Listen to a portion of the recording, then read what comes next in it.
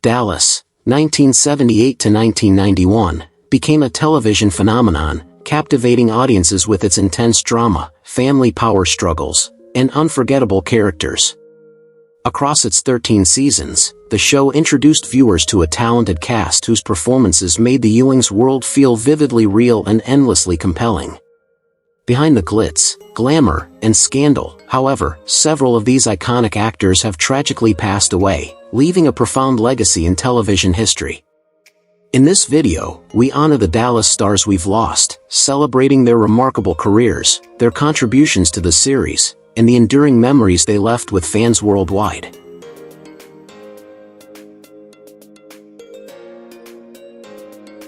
Larry Hagman was born on September 21, 1931, in Fort Worth, Texas, and was 47 years old when he first assumed the role of J.R. Ewing in Dallas, 1978. On screen, J.R. was the quintessential antihero, ruthless, manipulative, and irresistibly charismatic, a character whose moral bankruptcy and cunning schemes captivated millions worldwide, culminating in the iconic "Who Shot J.R." cliffhanger that became a cultural phenomenon. Off-screen, Hagman's life was a complex interplay of privilege, rebellion, and excess. Born to Major James Francis Hagman and actress Mary Martin, he grew up with exposure to the entertainment industry and military discipline, a combination that fostered both ambition and an affinity for risk. Despite his southern charm and charismatic presence, his personal life was riddled with turbulence, including decades-long struggles with alcoholism that nearly derailed his career, only mitigated later by a life-saving liver transplant in 1995. Hagman was also notorious for his flamboyant eccentricities. He owned a solar-powered mansion in Los Angeles, openly advocated for marijuana legalization, and often combined his personal convictions with his public persona, courting both admiration and controversy. Professionally, he navigated a career of stark contrasts, moving from the slapstick, magical antics of I Dream of Jeannie to the cutthroat corporate scheming of Dallas, demonstrating extraordinary range while creating one of television's most memorable villains. His personal narrative included brushes with scandal, relentless media scrutiny, and complex relationships with co-stars and family, all of which he met with a mix of humor, defiance, and resilience. Hagman passed away on November 23, 2012, at the age of 81 from complications of acute myeloid leukemia, leaving behind an estate estimated at $15 million. His legacy is both tangible and cultural. J.R. Ewing remains the archetype for the antihero in television history, and Hagman's life story embodies the tension between personal indulgence, public expectation, and professional achievement, offering a cautionary yet inspiring example of resilience, ambition, and charisma that continues to shape audience perceptions of television villainy. Ken Kercheval was born on July 15, 1935, in Wolcottville, Indiana, and was 43 years old when he began portraying Cliff Barnes in Dallas, 1978. Cliff, as a character, was defined by ambition consistently undermined by circumstance and moral indecision, a foil to J.R.'s calculated ruthlessness, and Kercheval imbued him with a sense of vulnerability, persistent hope, and emotional complexity that made his repeated misfortunes deeply compelling.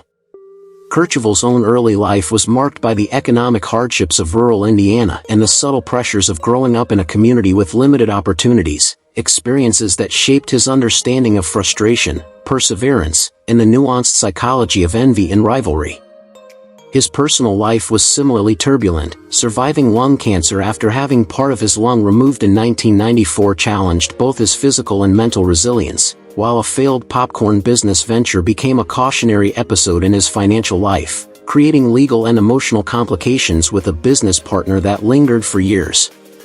Despite such setbacks, Kercheval maintained a reputation for professionalism and artistic commitment, balancing recurring television roles with theater work and occasional film appearances, often using his experiences to deepen the authenticity of his performances. While he faced the pressures of typecasting, health struggles, and private adversity, he remained remarkably stable and respected in the industry, cultivating relationships with co-stars and colleagues grounded in reliability and dedication. Kercheval passed away on April 21, 2019, at the age of 83 from pneumonia, leaving behind an estate valued at approximately $3 million. His enduring legacy is that of a consummate actor who transformed a potentially secondary character into an emblem of resilience, complexity, and human vulnerability, proving that nuanced performance can elevate both the material and the audience's emotional investment, and that the life behind the screen often contains the very struggles that inform an actor's most memorable work. Barbara Bel Geddes was born on October 31, 1922, in New York City and was 56 years old when she took on the role of Miss Ellie Ewing in Dallas, 1978. On screen, Miss Ellie was the moral and emotional anchor of South Fork Ranch, a dignified matriarch whose wisdom, compassion, and unwavering family loyalty resonated deeply with audiences, balancing the chaos of J.R. and Cliff's feuds with a grounded human sensibility. Bel Geddes' upbringing in Manhattan, within a family of modest means and artistic inclination, exposed her to both the vibrant possibilities and the stark challenges of urban life. She experienced financial uncertainty, family illness, and societal expectations that demanded poise and resilience, shaping her capacity to convey dignity and empathy in her performances. Her adult life included profound personal challenges. A mastectomy in 1971 and a heart attack in 1983 tested her endurance, while navigating Hollywood's ageism and the physical demands of long-running television work added persistent stress. Professionally, she blended theater, film, and television, earning acclaim for her performances in Hitchcock's Vertigo and countless Broadway productions, and brought these experiences to her portrayal of Miss Ellie, weaving real-life vulnerability into the character's strength. Bel Geddes died on August 8, 2005, at the age of 82 from lung cancer, leaving an estate estimated at $2 million, including real estate and royalties from her prolific career. Her legacy is multilayered. She pioneered a depiction of mature, authoritative women on television, influenced subsequent generations of actresses, and demonstrated the power of integrating personal experience into performance. Beyond material wealth, she left an indelible mark on cultural memory, embodying the tension between grace, vulnerability, and the fortitude required to navigate both personal and professional spheres in a career spanning decades.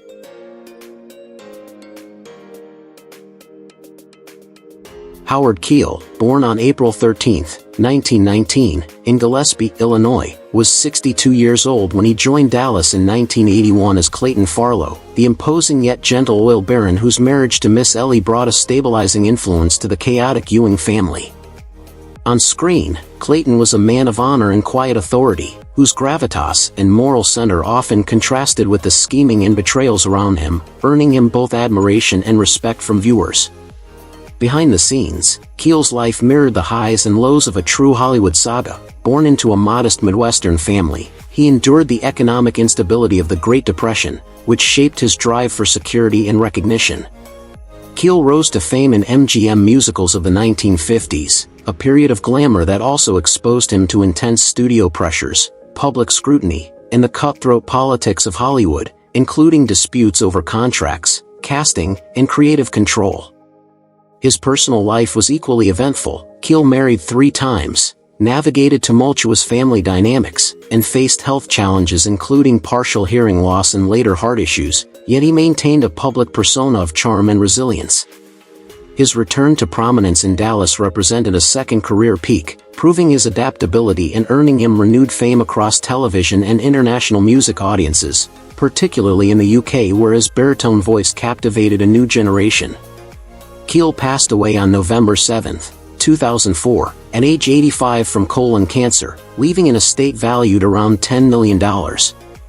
His legacy is multifaceted, a performer who seamlessly moved between stage, screen, and television, a voice of artistic and personal integrity through decades of upheaval, and a symbol of enduring appeal, demonstrating how talent and perseverance can redefine a career even late in life, influencing actors and audiences alike long after his passing.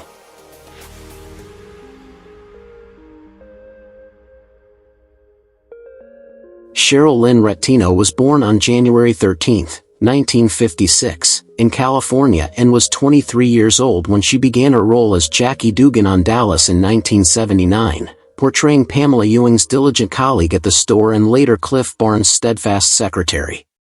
Jackie's intelligence, discretion, and subtle emotional insight made her a quietly compelling presence amidst the show's tempestuous family drama, giving viewers a touchstone of loyalty and moral steadiness. Retino's childhood was steeped in the duality of opportunity and expectation. As the daughter of Dallas producer Leonard Katzman, she had insider access to Hollywood, yet also bore the intense pressure of familial scrutiny and professional standards that often blurred personal boundaries.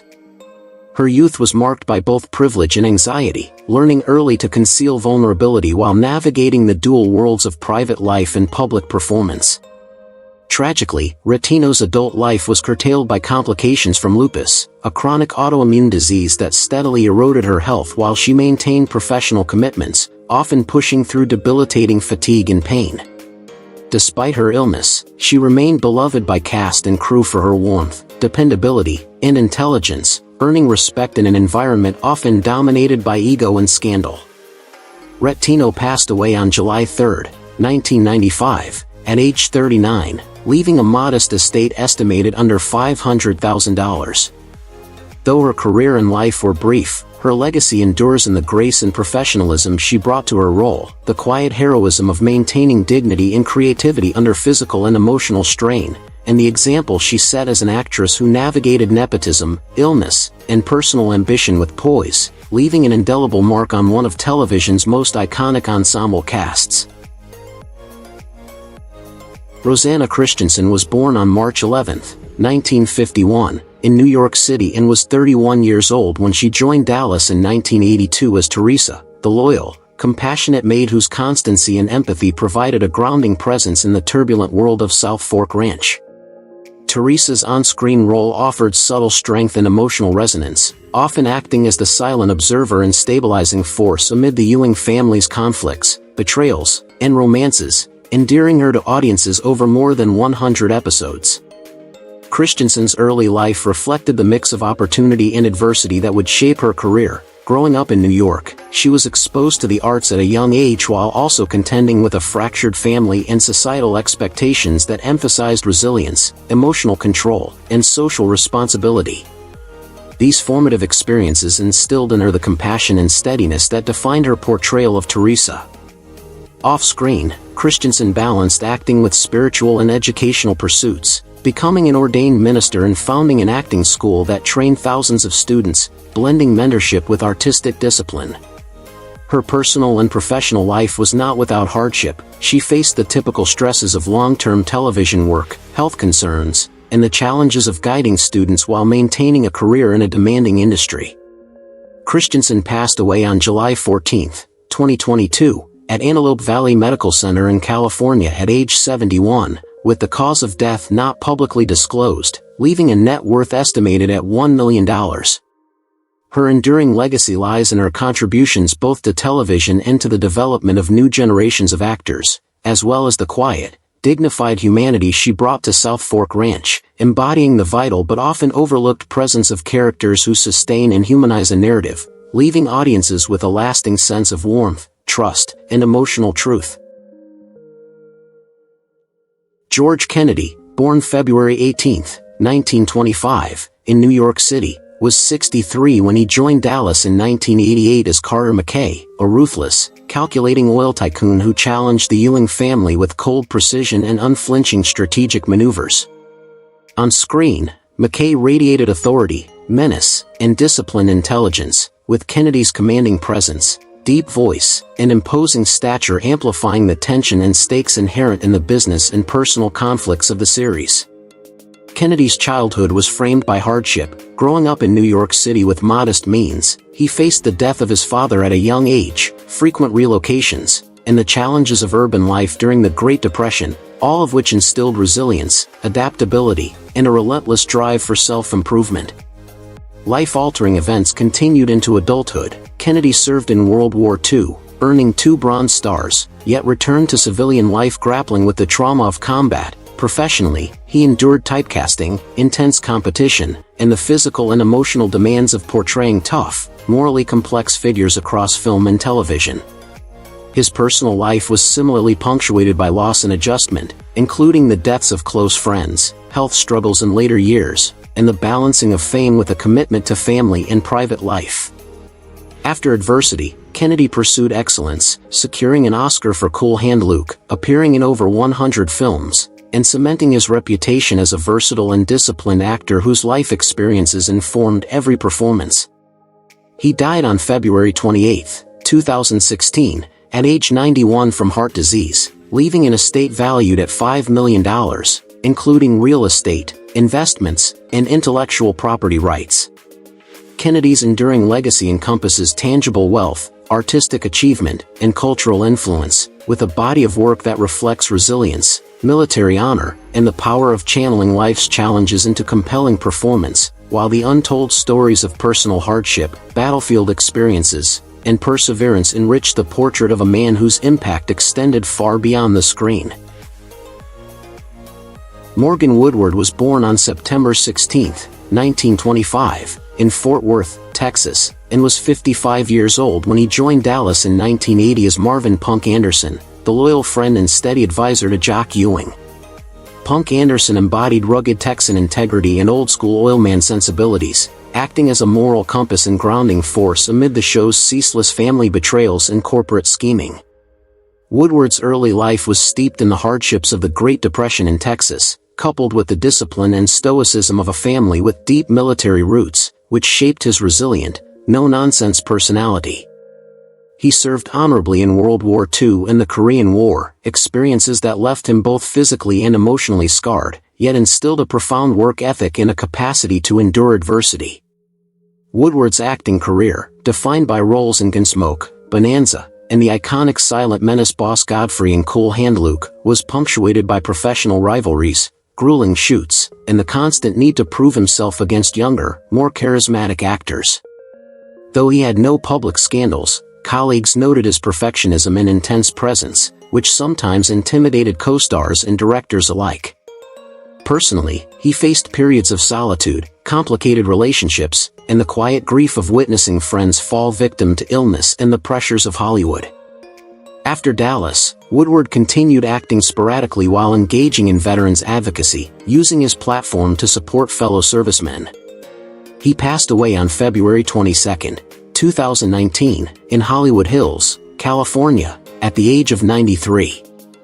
His estate, including a Hollywood Hills residence, personal memorabilia, and earnings from over 250 film and television appearances, was estimated at $2 million, cementing a legacy that bridged both television and cinematic history while reflecting a life of discipline, resilience, and understated cultural influence.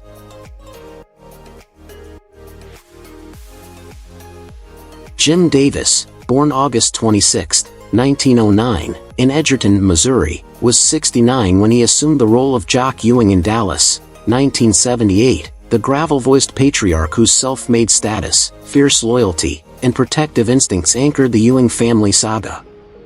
On screen, Jock was charismatic yet formidable, embodying the grit, determination, and moral ambiguity of a man who built his empire through intelligence and force of will. Davis brought both toughness and vulnerability to the character, capturing the human complexity of a larger-than-life oil tycoon. Davis's early life in rural Missouri was marked by economic hardship, the death of close family members, and a culture steeped in conservative values that emphasized stoicism and self-reliance. These formative experiences left him both resilient and guarded, shaping a capacity to endure personal setbacks while cultivating an unwavering work ethic that carried him into Hollywood. Life-altering tragedies defined his personal journey. The sudden death of his daughter in a car accident caused profound grief, testing his emotional resilience, while the rigorous demands of a long career in westerns and television often placed him in physically demanding roles that risked injury and exhaustion. Despite such hardships, Davis persevered, channeling personal sorrow into performance, delivering portrayals that combined authority, pathos, and relatability, and fostering an image of steadfast professionalism that earned him admiration in the industry. Davis died on April 26, 1981, at age 71 from multiple myeloma, leaving an estate estimated at $1 million, including property, royalties, and residuals from decades of work. His legacy is a testament to endurance and skill, a blend of rugged charm, moral weight, and professional consistency that continues to inform portrayals of patriarchal figures in television drama, while his personal story of grief, perseverance, and integrity remains largely untold, a quiet testament to the man behind the iconic screen persona. Don Starr, born September 20, 1917, in Riverside, California, was 61 when he joined Dallas in 1978 as Jordan Lee, the calculating and influential oilman whose loyalty and rivalry with J.R. Ewing created layers of tension, strategy, and intrigue in the Texas oil empire. On screen, Jordan Lee exuded a quiet, almost clinical intelligence, his measured dialogue and poised demeanor underscoring the power dynamics of wealth, friendship, and betrayal, while Starr's subtle gestures and inflections gave the character a nuanced presence that grounded the extravagance of Dallas in a believable reality. Starr's childhood was shaped by growing up in a middle-class Californian family during the Great Depression, where financial uncertainty and the death of a sibling instilled in him resilience, self-reliance, and a lifelong awareness of mortality. His parents' high expectations and the pressures of economic instability cultivated both discipline and emotional reserve, traits that would later serve him in both civic administration and acting. Personal tragedy and life-changing incidents peppered his life. Though he largely avoided public scandal, the challenges of balancing a demanding public service career with the sudden fame of a long-running television series tested his patience and privacy, and the pressures of navigating Hollywood's business politics created subtle yet persistent stress. After tragedy, including late-life health challenges and professional shifts, Starr maintained a steady, principled approach, balancing public appearances with quiet philanthropy, often retreating from limelight while continuing to mentor younger actors and engage with community initiatives, demonstrating a life committed to integrity over notoriety. Don Starr died on July 11, 1995, at age 77 from injuries sustained in a fall, leaving an estate valued at approximately $500,000, including real estate, modest investments, and residuals from Dallas. His legacy is defined less by flamboyance and more by quiet authority, a rare combination of civic-mindedness and artistic talent that enriched television storytelling while reflecting a lifetime of disciplined perseverance and understated influence on both colleagues and viewers. Pat Colbert was born on January 16, 1947, in Los Angeles, California, and was 36 years old when she began portraying Dora Mae, the poised and perceptive hostess of the Oil Barons Club, in Dallas, 1983. Dora Mae was more than a background fixture. She was a quiet observer of the Ewing family's ruthless power plays, a stabilizing presence who lent the series subtle social commentary through her grace and discretion. Colbert grew up in the segregated neighborhoods of Los Angeles, the daughter of a factory worker and a seamstress, and her childhood was shaped by financial hardship, societal prejudice, and the constant need to prove herself in spaces not designed for people like her. She endured teasing, systemic bias in schools, and the heavy weight of having to mask her ambitions to fit the era's restrictive expectations. Professionally, she faced a Hollywood reluctant to embrace black actresses in substantial roles, navigating typecasting and occasional exclusion despite her evident talent. She had brushes with minor scandals behind the scenes, including disputes over pay and recognition, and was once publicly snubbed during a studio promotional event that highlighted the persistent inequities of the industry. Personally, she faced heartbreak with early romantic disappointments and estranged family relationships, yet she channeled resilience into her work, slowly building a reputation for quiet professionalism and dignity that opened doors for future generations. After Dallas, Colbert appeared sporadically in film and television, taking small but meaningful roles and mentoring younger performers navigating the systemic biases she had endured. She passed away at her home in Compton, California, on June 23, 2024, at the age of 77. Her estate, including a modest Los Angeles property, personal effects, and royalties, was estimated at $500,000, leaving behind a legacy of trailblazing representation and unwavering dedication to craft despite systemic challenges.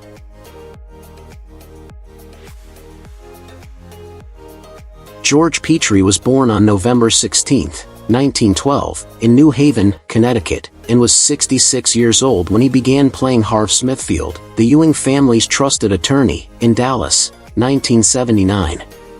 Harv's calm demeanor, legal savvy, and subtle wit made him indispensable in the relentless drama surrounding South Fork Ranch, offering viewers a stabilizing presence amid the show's constant betrayals, murders, and corporate treachery.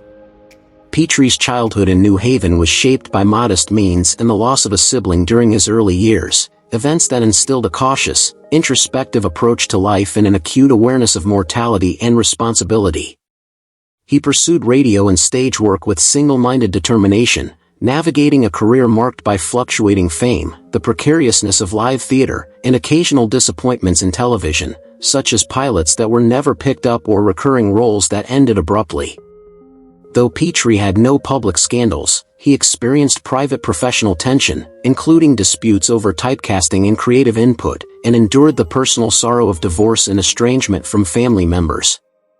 These challenges honed his patience and mastery of understated performance, allowing him to bring nuance and subtlety to roles that might have otherwise seemed generic. Later in life, he continued working steadily, providing mentorship and contributing to the craft through teaching and occasional radio appearances.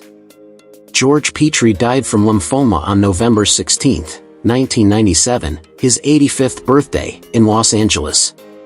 His estate, including real estate holdings, personal collections, and residuals from decades of work, was estimated at $1 million, leaving a legacy defined not by celebrity or scandal but by quiet excellence, professional reliability, and the enduring impression of a consummate character actor whose work anchored one of television's most legendary families.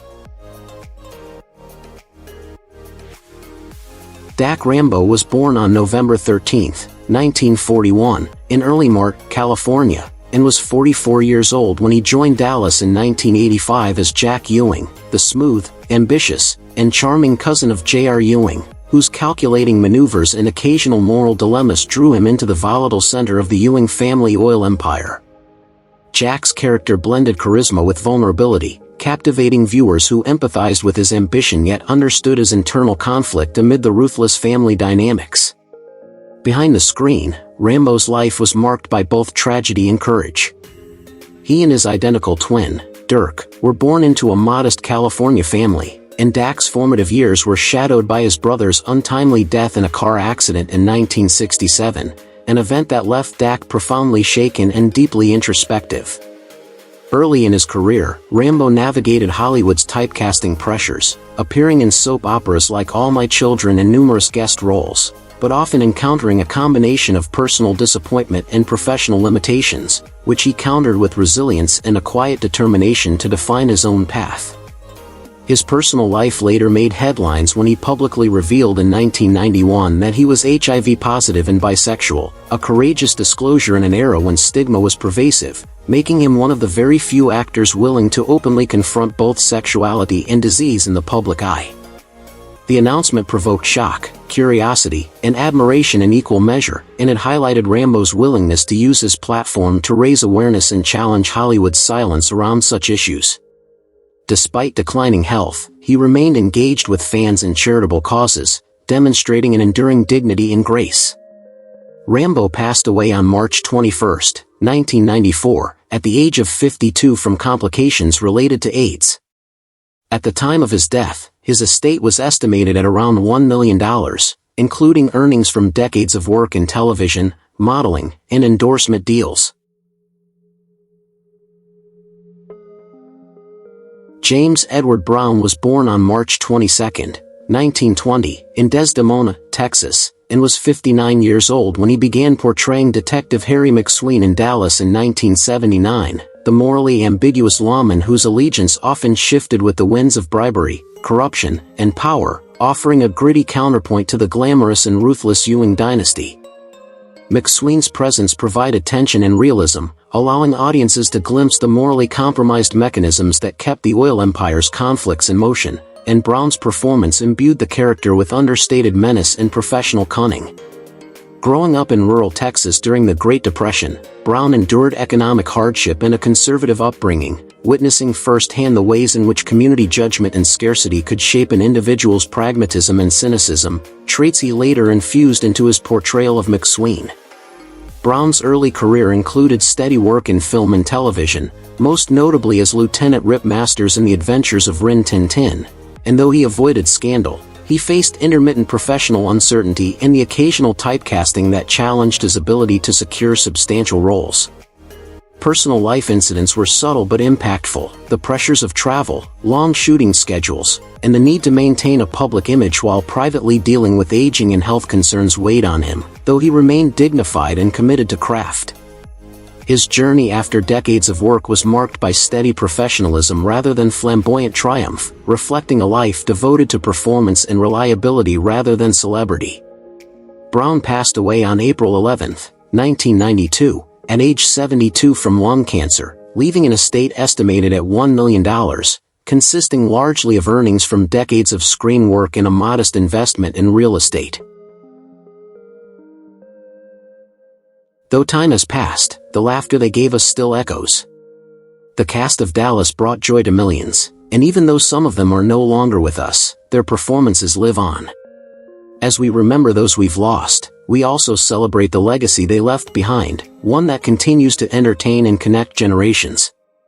Thank you for joining us in honoring these unforgettable stars. Don't forget to like, share, and subscribe for more tributes to the legends of television history.